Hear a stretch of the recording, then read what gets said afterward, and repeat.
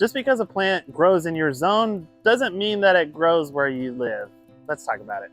Oftentimes when you look at a description of a tree or a plant, you're going to see which zones it grows in, and what it's talking about are cold hardiness zones, which you can see on this map here. And if you find out what zone you're in and then you see a plant that is compatible with that zone, you might think, oh, I can grow that where I live.